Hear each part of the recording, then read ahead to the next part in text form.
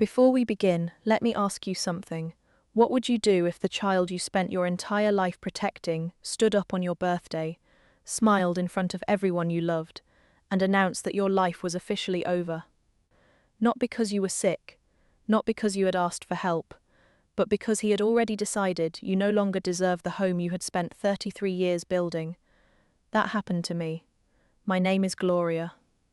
I'm 58 years old, and until that Saturday afternoon I believed the hardest thing I'd ever survived was losing my husband. I was wrong. The hardest thing wasn't watching Stuart die. It was watching a piece of him disappear inside our son, while I stood there pretending not to fall apart. The morning of my birthday began exactly the way Stuart used to love. The Pacific Ocean was unusually calm. The air carried the scent of salt and cedar, and sunlight spilled across the wraparound porch outside my 3-story beach house. Stuart always said the ocean had 2 jobs. It reminds us how small our problems really are, he'd tell me. And it reminds us that every wave eventually reaches the shore.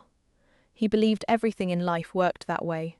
Kindness, cruelty, love, even betrayal, everything eventually came back. I didn't understand how true those words were until 4 years after he was gone. I stood in the kitchen arranging white roses inside crystal vases while soft jazz played from an old speaker. Stuart had refused to replace because, in his words, if it still sings, why throw it away?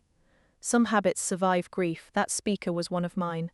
My best friend Agnes walked in carrying a homemade peach pie. She never knocked anymore, after 30 years of friendship. Knocking had become optional. She looked around the kitchen and smiled. "You've been awake since sunrise again." "I couldn't sleep. You were thinking about Stuart." I smiled without answering. She didn't need one. She already knew. Agnes placed the pie on the counter before wrapping me in a hug. "Happy birthday, thank you."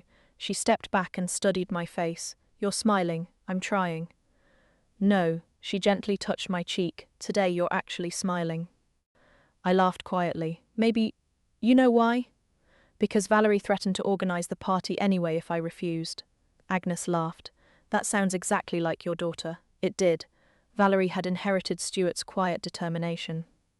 She wasn't loud, she wasn't dramatic, but once she made up her mind, mountains had a better chance of moving than Valerie did.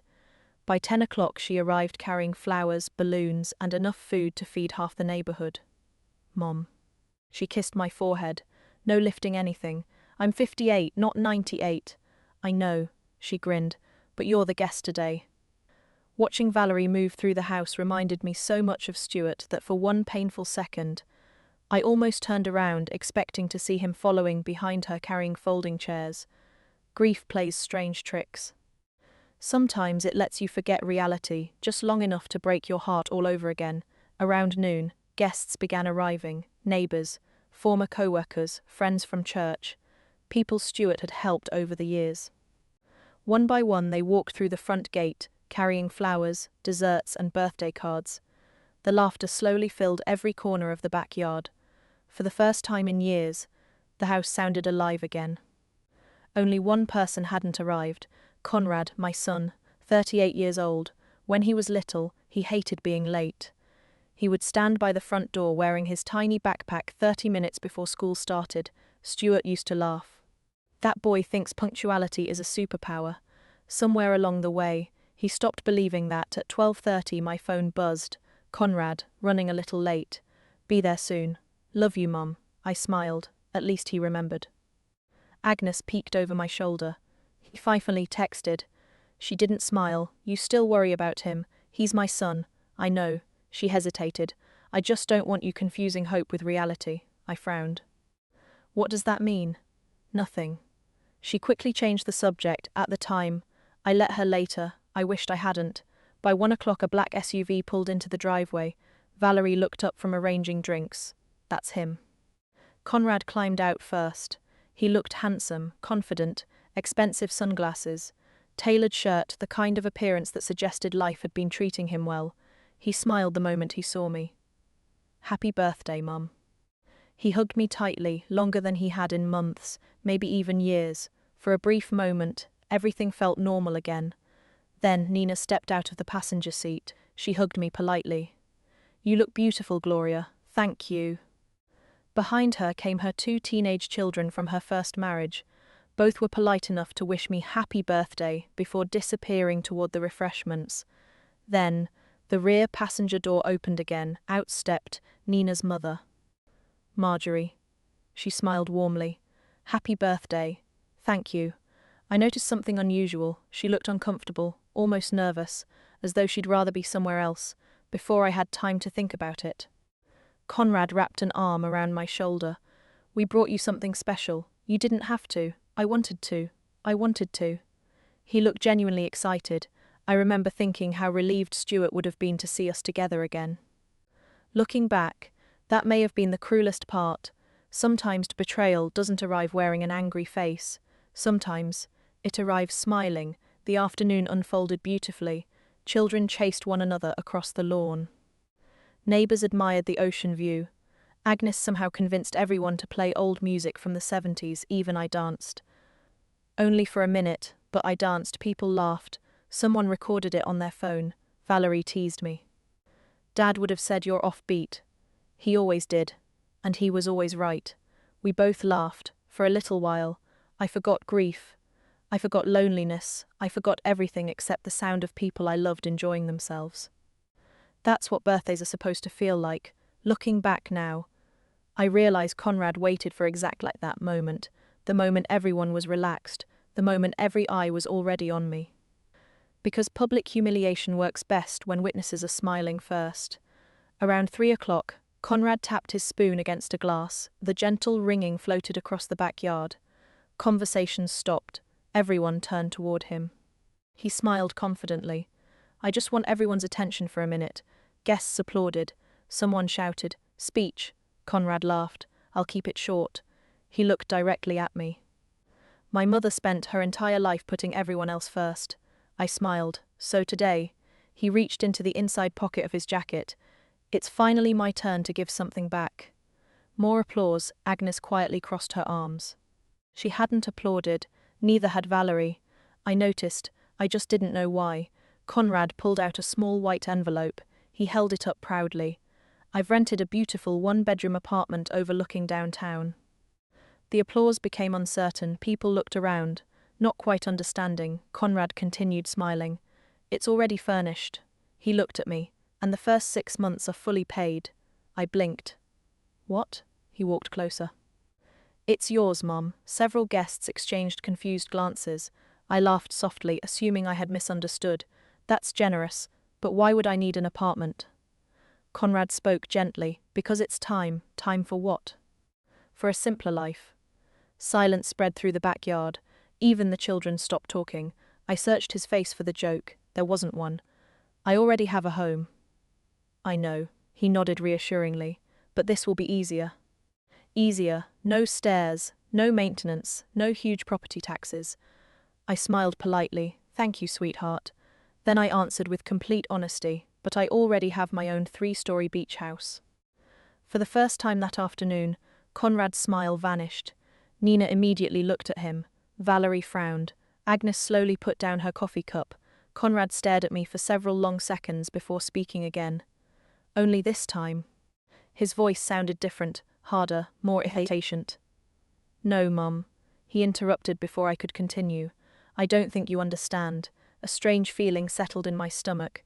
What don't I understand? He took a slow breath. My wife. He pointed toward Nina. Her children. Then toward the teenagers. And her mother. Finally, he looked directly into my eyes. Are already moving into your house on Monday. The backyard fell completely silent. Not a single bird seemed to sing. Not a single guest moved. For one impossible moment, I honestly wondered if I had heard my own son correctly. Then I looked toward the driveway. And for the very first time, I noticed something I had completely missed when they arrived. Stacked neatly behind the SUV were 6 large moving boxes and 3 suitcases. For a moment, I honestly believed I was looking at the wrong driveway. 6 moving boxes, 3 large suitcases, a folded baby crib, even a bicycle tied to the roof of Conrad's SUV. No one brings that much luggage to a birthday party. My eyes slowly returned to my son. He wasn't smiling anymore. He wasn't embarrassed either. He looked certain, as though what he'd just announced wasn't shocking, as though everyone should naturally agree with him. The silence stretched so long that I could hear the waves crashing against the rocks below the bluff. Finally, Agnes broke it. "I'm sorry." She looked directly at Conrad. "Did I hear you correctly?" Conrad nodded. "We're moving into Mom's house." "Not, can we move in?" "Not, we've talked about moving in." "No, we're moving in." Like the decision had already been made, several guests exchanged uncomfortable glances. One couple quietly set down their plates. Nobody wanted to interrupt, nobody wanted to leave. Everyone sensed something far bigger than a family disagreement was unfolding. Valerie slowly stepped beside me. "What exactly do you mean?" "Conrad." He looked surprised by the question. "I mean exactly what I said." "You don't." Her voice remained calm. "You've skipped about 20 conversations that never happened." Nina finally stepped forward. "We weren't trying to surprise anyone." Agnes couldn't help herself. "Really?" She pointed toward the moving boxes, "because bringing your luggage before asking permission feels pretty surprising." A few guests looked away to hide nervous smiles. Nina folded her arms. "We assumed Gloria would understand." I looked at her. What exactly was I supposed to understand? She hesitated for only a second. "That families help each other." "I agree." I nodded. "They do." Conrad immediately smiled, believing I'd accepted his argument. Then I continued. "But helping someone and surrendering your home aren't the same thing." His smile disappeared. "Mom, you've lived here alone for 4 years. Yes, this house is too big. It is. You don't need all this space." I looked around at the home Stuart, and I had spent 3 decades building together, every window, every tree. Every stone pathway, every room held a memory, some joyful, some heartbreaking, all of them mine. "You know," I said quietly, "your father planted that oak tree the week you were born." Conrad glanced toward it without saying anything. "He spent 3 weekends building that deck because he wanted you and Valerie to have somewhere to watch sunsets." Still nothing. "The marks inside the garage wall?" I smiled faintly. "Those came from you learning to ride your first bicycle." Several guests looked toward Conrad. He lowered his eyes. For just a second, I thought I saw guilt, then Nina gently touched his arm. It disappeared. "We're not trying to erase memories," she said. "We're trying to build our own." Agnes answered before I could. "Build them somewhere you actually own." The air became heavy again. Conrad sighed. "You don't understand our situation." "Then explain it." His shoulders slumped. "Our landlord sold the house." "When?" "3 months ago." I blinked. 3 months, he nodded. "You never mentioned it. I didn't want you worrying." Valerie looked confused. "So instead, you planned to move into Mom's house without asking." "It wasn't like that." "Then tell us what it was like." Conrad opened his mouth, closed it again. He had no answer because there wasn't one.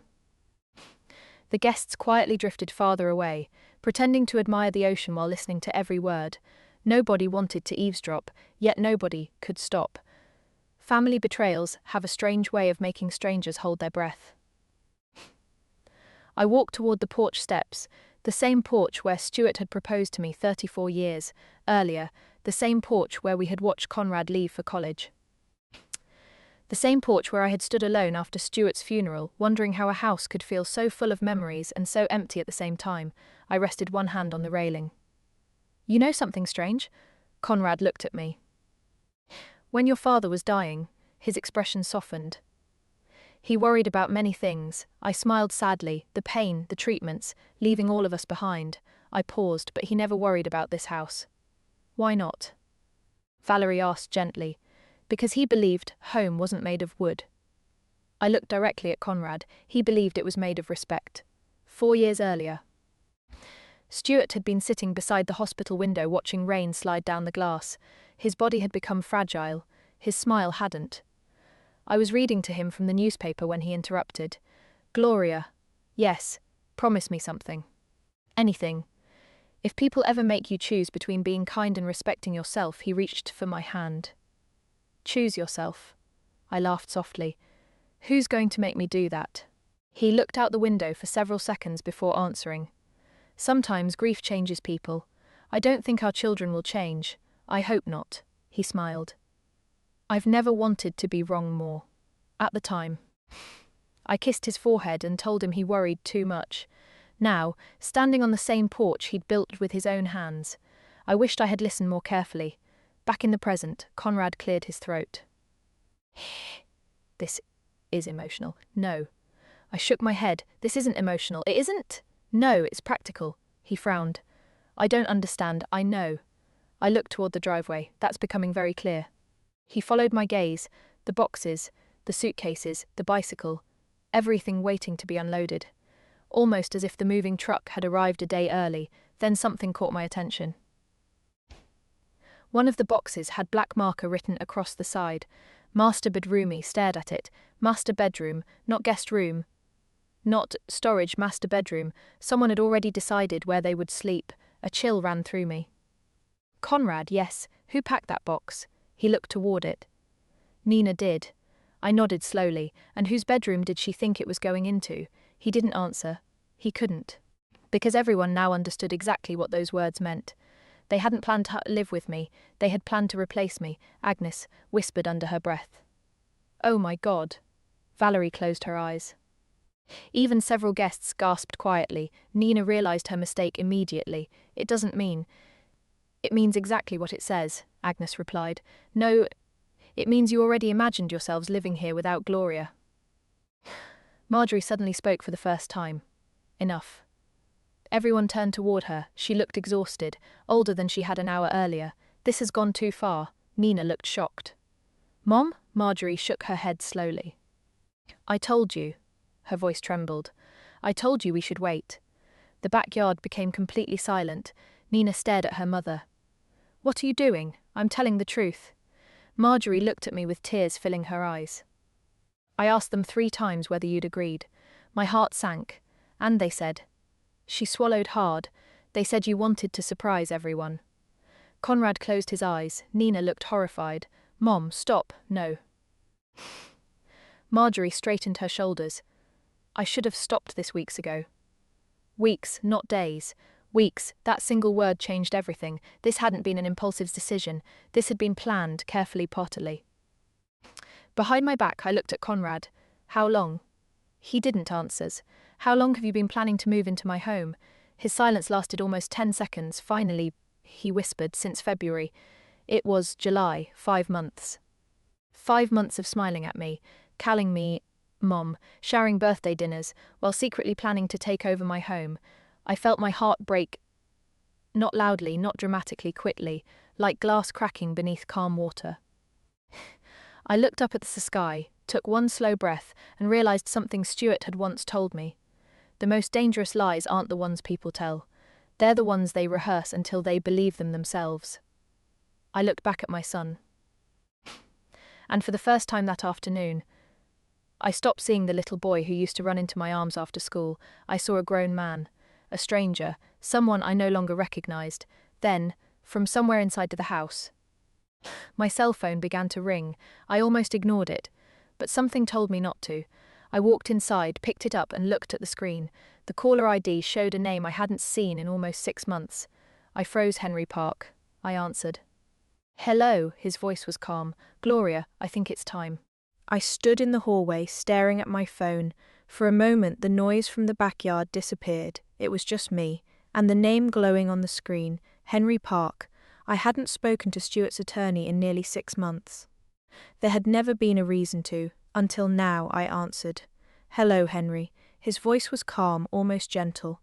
Happy birthday, Gloria. Thank you. I wish I were calling under better circumstances. I glanced through the window toward the backyard. Conrad was pacing near the driveway. Nina was arguing quietly with her mother. The guests were pretending not to watch, but every eye was fixed on them. You know what's happening? Henry sighed. I suspected this day would come. Something about those words made my heart skip. You suspected? No, he corrected himself. Stuart suspected. I closed my eyes, even after 4 years. My husband somehow still seemed one step ahead of everyone. What should I do? Henry didn't answer immediately. Instead, he asked one question. Gloria, have they asked you to leave your home? I looked outside again. They've already packed boxes. A long silence followed. Then Henry spoke quietly. Don't sign anything. I wasn't planning to. Don't argue. I'm trying not to, and whatever happens, his voice became firmer. Don't let guilt speak louder than truth. Those words sounded so much like Stuart that tears instantly filled my eyes. I'll be there within an hour. The call ended. I stood alone in the hallway for several seconds.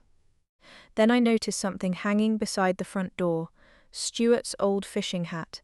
It had been there since the week before he died. Every time I thought about putting it away, I couldn't, because somehow the house still felt like it was waiting for him to come home. When I stepped back outside, every conversation stopped. Conrad looked relieved. Mom. He walked toward me. Can we please talk privately? No. He looked surprised. This affects everyone.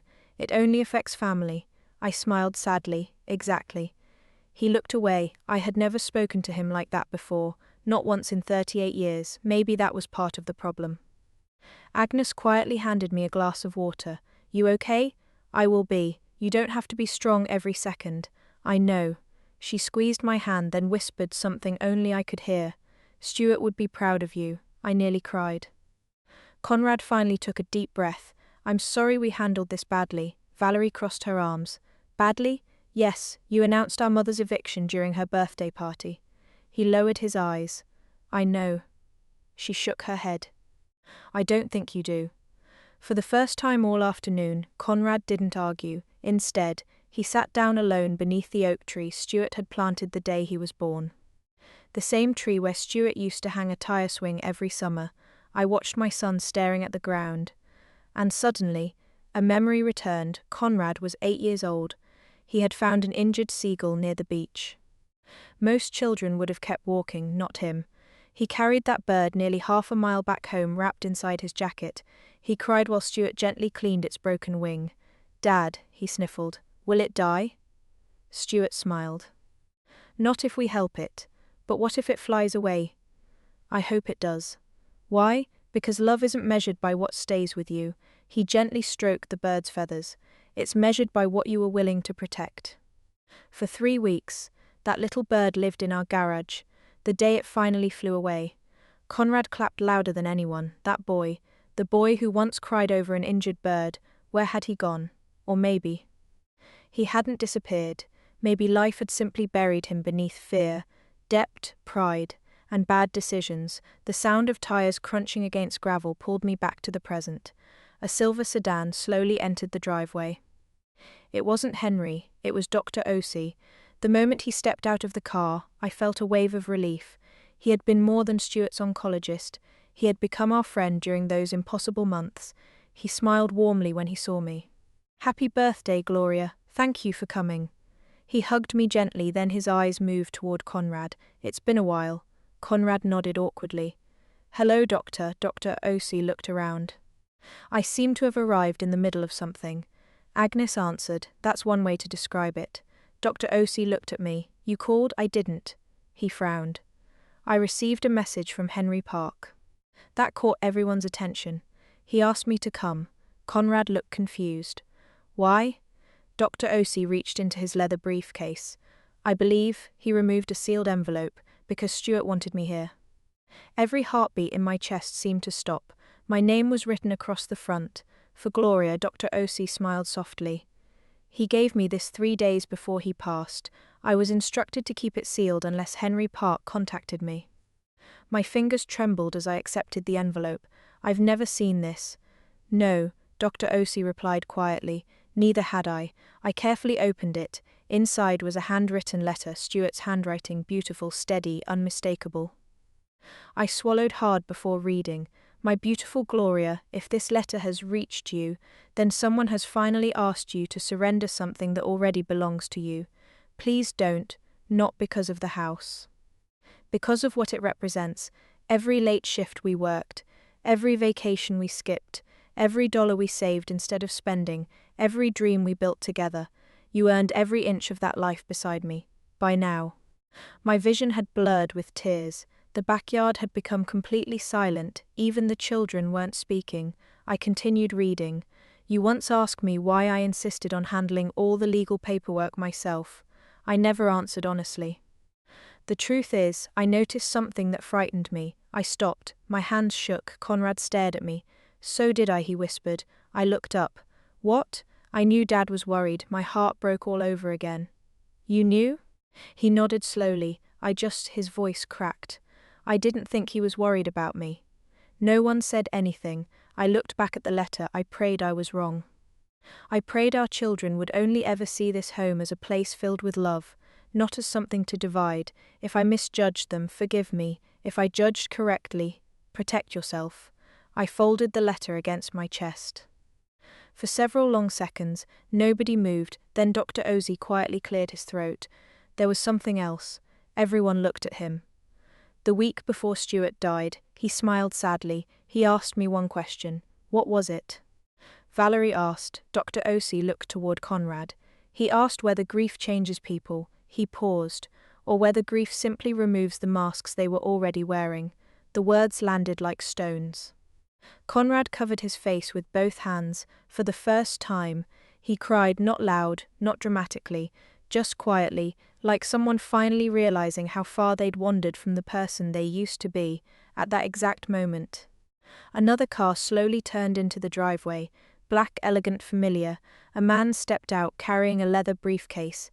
Henry Park. He adjusted his tie, looked toward me, and nodded once. Then he looked directly at Conrad. His expression became completely serious. Without saying a word, he walked toward us, stopped in the center of the backyard, placed the briefcase on the table, unlocked it, and carefully removed a thick blue folder. Across the front, in Stuart's handwriting, were 7 words. To be opened only if Conrad forgets. Henry looked directly into my son's eyes, then quietly said, Conrad, your father prepared for this conversation 4 years ago. No one moved. Henry Park rested his hand on the blue folder for several seconds before opening it. The ocean breeze turned its pages gently, almost as if Stuart himself were standing there. Conrad stared at the handwritten words on the cover. To be opened only if Conrad forgets. His face had gone completely pale. What does that mean? Henry looked at him with quiet sympathy. It means your father hoped this folder would never be opened. He slowly untied the blue ribbon holding the documents together. I prayed I would never have to bring it here. The backyard was silent. Not even the children whispered anymore. Henry removed the first document. This isn't a will. Conrad frowned. Then what is it? A record. A record of what? Henry answered carefully. Of every meeting your father requested during the final 18 months of his life. My heart skipped. There were that many? Henry nodded. 23 meetings. I looked at Stuart's handwriting covering the pages. Dates, notes. Observations. Questions. Everything meticulously organized. Stuart had always believed that if something mattered, it deserved to be written down. Henry turned to the first page. The first note is dated 16 months before Stuart passed away. He began reading. Conrad asked whether property transfers could happen before death to avoid future taxes. I explained why that would not be appropriate. He appeared disappointed. Conrad lowered his eyes. I remember. Henry continued. Another page. Conrad returned 6 weeks later. This time he asked whether Gloria could be convinced to downsize after my death. Another page. Third meeting. Stuart attended personally. He appeared deeply saddened after hearing Conrad describe the beach property as wasted space. My knees nearly gave out. I had never known. Never. I looked toward Conrad. He wasn't denying any of it. He simply stood there, ashamed. Henry carefully closed the notebook. Your father never became angry. He looked at Conrad. He became heartbroken. The words cut deeper than any accusation ever could. Conrad whispered, I never wanted to hurt him. Henry nodded. I believe you. Conrad looked surprised. You do? I do. Henry stepped closer. But intentions don't erase choices. Silence. Then Henry reached deeper into the folder. This, he smiled sadly, is what Stuart considered the most important document. It wasn't legal paperwork. It wasn't a deed. It wasn't financial. It was a DVD. Several guests looked confused. A video? Agnes asked. Henry nodded. He recorded it 12 days before he died. My heart pounded. I've never seen this. No one has. Henry looked around. He instructed me to play it only if this family ever began fighting over property.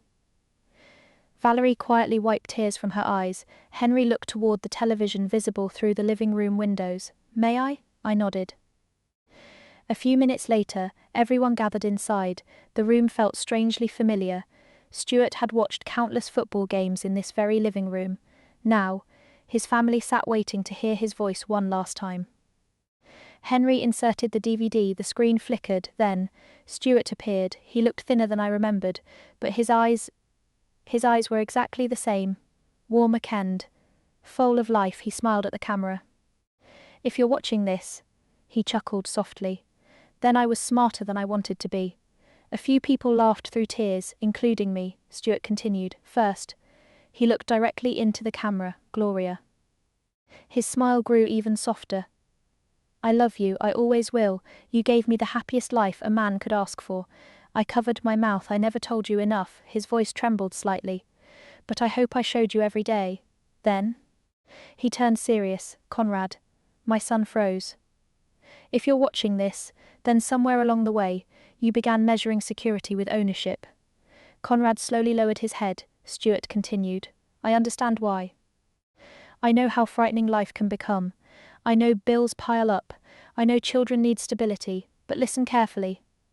He leaned closer toward the camera. "But a son doesn't become the head of the family because his father dies. He becomes the head of the family the day he protects his mother, instead of expecting her to sacrifice everything again." No one breathed. Stuart looked straight into the camera. "If Gloria offers to help you, accept it with gratitude. If she says no, accept it with respect, but never," his voice became firm, "never mistake her kindness for permission." Tears rolled freely down Conrad's face. Stuart wasn't finished. "Nina," she gasped, "I don't know whether you'll ever see this, but if you do, I hope you'll remember something. You married into this family. That means you inherited people, not property." Nina began crying silently. Stuart smiled again. "And Valerie," she laughed through tears, "I know you're probably trying to fix whatever mess your brother created." The entire room laughed, even Conrad. Stuart always knew his children. Then he looked back toward the camera. "I have one final request." His eyes filled with tears. "When I'm gone, don't spend years fighting over what I left behind. Spend those years protecting the people I loved." The screen faded to black. Nobody moved, nobody spoke for nearly a full minute. The only sound inside the room was quiet crying. Finally, Conrad stood. He walked slowly toward me, no speeches, no excuses. He simply knelt in front of me, the same way he used to kneel beside my chair when he was a little boy asking for bedtime stories. "I'm sorry." His voice barely rose above a whisper. "I wasn't thinking about Dad. I wasn't even thinking about you. I was thinking about solving my own problems." He looked down, and somewhere, I forgot whose home this really was. I gently lifted his chin for the first time that afternoon. I saw my little boy again, not because he'd become innocent, because he'd finally become honest. "I forgive you." He closed his eyes. "But forgiveness," I continued softly, "doesn't mean nothing happened." He nodded. "I know. It means we begin again." His shoulders shook as he cried. Valerie wrapped her arms around both of us. For several long moments, none of us spoke. Henry quietly packed away the documents, then he looked at me. "There is one final instruction from Stuart." I smiled through my tears. "Of course there is." Henry laughed. "He asked me to remind you of something." "What?" Henry reached into the briefcase one last time. It wasn't another legal paper, it was a small handwritten note. Only one sentence. "Gloria, don't spend the rest of your life protecting my memory. Go create new ones." I laughed, a real laugh. The first one that didn't hurt in 4 years. 6 months later, the beach house looked exactly the same. The roses were blooming again. The ocean still greeted every sunrise, but something inside me had changed. Conrad and Nina had rented a modest townhouse 20 minutes away, not because I forced them to, because they wanted to build something that truly belonged to them. Conrad found a second job. Every month he paid off another debt. Every Sunday, he visited. Sometimes we had dinner, sometimes we simply watched the ocean together. We rarely talked about that birthday. We didn't need to. The lesson had already been learned. Valerie finally accepted the promotion she'd delayed for years. Agnes still walked into my kitchen without knocking. And Dr. Osi continued dropping by every few weeks, usually pretending he was just passing through. Even though we all knew he had driven nearly 40 minutes, one afternoon, I stood on the balcony wearing Stuart's old sweater. The sun was setting over the Pacific. I looked at the waves and smiled. Stuart had been right. Every wave eventually reaches the shore, so does every choice. Kindness returns, greed returns, respect returns, loathe returns, sometimes slowly, sometimes painfully, but always eventually. I looked toward the family photographs lining my living room wall. One picture caught my attention. It showed Stuart standing between Conrad and Valerie when they were children. His hands rested on both their shoulders. Not pulling them forward, not pushing them away, simply holding them steady. That was who he had always been, a man who understood that the greatest inheritance isn't a house, a bank account, or a piece of land. It's the values your children carry after you're gone. I whispered toward the ocean. You did it, Stuart. You brought us home. And somehow, with the sound of the waves filling the evening air, it almost felt as though he whispered back, I never left.